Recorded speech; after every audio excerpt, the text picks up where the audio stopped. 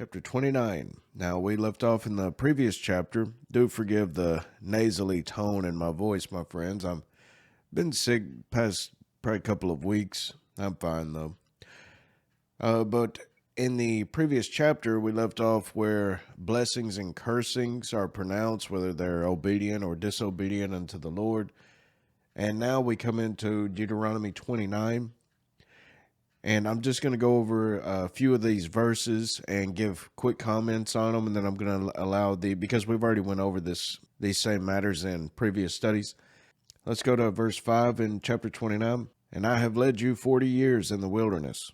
Your clothes are not waxen old upon you, and thy shoe is not waxen old upon thy foot. Ye have not eaten bread, neither have you drunk wine or strong drink, that ye might know that I am the Lord your God. So right here we're reading about lesser known miracles that had occurred during the entire length that the Israelites were in the wilderness. Plainly, according to David Guzik at EnduringWord.com, plainly, these are remarkable miracles. Clothes and sandals simply do not last 40 years of hard marching in the wilderness apart from a miracle. Now, of course, this could also have a different meaning, like they always have these things. But then again, it kind of reads very plainly that they lasted, that they didn't wear down. The wilderness does not provide enough food and water to meet the needs of some 2 million people apart from a miracle. A nation of slaves for 400 years does not conquer standing nations and take their land apart from a miracle. Each of these great wonders, each proof in themselves of God's power and love for Israel, has a spiritual counterpart in our lives. Number 1, in the wilderness of this world, God provides clothes for us. He gives us shoes. He gives us bread and wine to drink. In Him, we conquer our enemies. We can take the land of our spiritual enemies as well. Now let's skip ahead to verse 29, and I thought it appropriate to just examine this verse very quickly before I allowed the text and audio to play out. The secret things belong unto the Lord our God, but those things which are revealed belong unto us and to our children forever, that we may do all the words of this law. I really like John Gill's comment at this point regarding these secret things that are known unto God. Who knows these things? There are many secret things in nature which cannot be found out and accounted for by men, which the Lord only knows. And there are many things in providence which are unsearchable and past finding out by finite minds, especially the true causes and reasons of them. And there are many things relating to God Himself which remain secret with Him, notwithstanding the revelation He has made of Himself.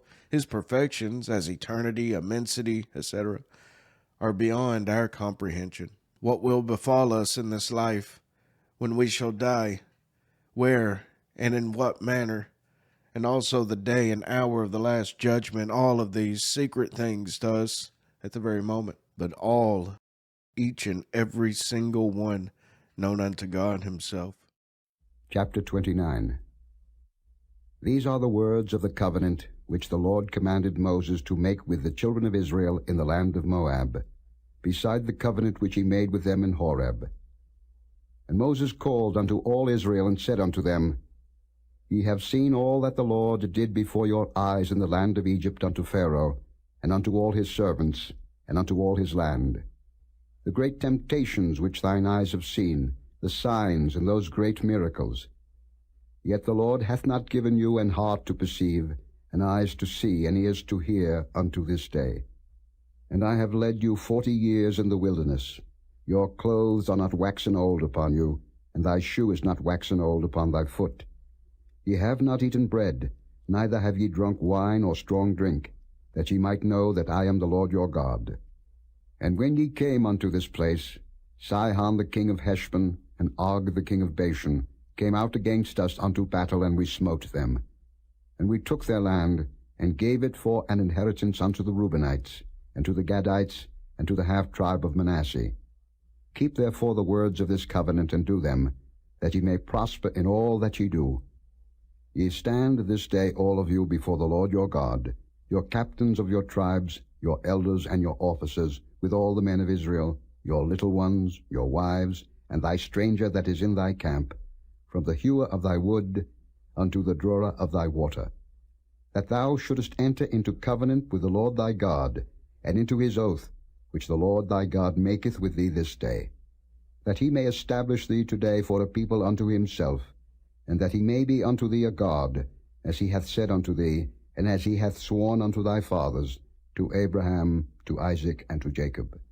Neither with you only do I make this covenant and this oath, but with him that standeth here with us this day before the Lord our God, and also with him that is not here with us this day. For ye know how we have dwelt in the land of Egypt, and how we came through the nations which ye passed by. And ye have seen their abominations, and their idols, wood and stone, silver and gold, which were among them. Lest there should be among you man, or woman, or family, or tribe, whose heart turneth away this day from the Lord our God, to go and serve the gods of these nations. Lest there should be among you a root that beareth gall and wormwood. And it come to pass, when he heareth the words of this curse, that he bless himself in his heart, saying, I shall have peace, though I walk in the imagination of mine heart, to add drunkenness to thirst. The Lord will not spare him, but then the anger of the Lord and his jealousy shall smoke against that man, and all the curses that are written in this book shall lie upon him, and the Lord shall blot out his name from under heaven. And the Lord shall separate him unto evil out of all the tribes of Israel, according to all the curses of the covenant that are written in this book of the law, so that the generation to come of your children that shall rise up after you, and the stranger that shall come from a far land, shall say, when they see the plagues of that land, and the sicknesses which the Lord hath laid upon it, and that the whole land thereof is brimstone and salt and burning, that it is not sown, nor beareth, nor any grass groweth therein, like the overthrow of Sodom and Gomorrah, Admah and Zeboim, which the Lord overthrew in his anger and in his wrath, even all nations shall say, Wherefore hath the Lord done thus unto this land? What meaneth the heat of this great anger?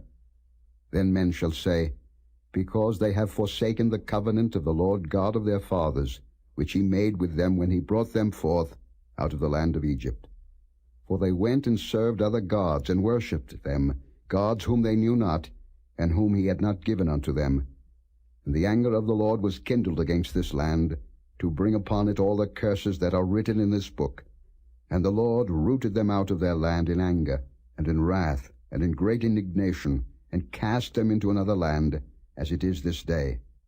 The secret things belong unto the Lord our God, but those things which are revealed belong unto us, and to our children forever, that we may do all the words of this law.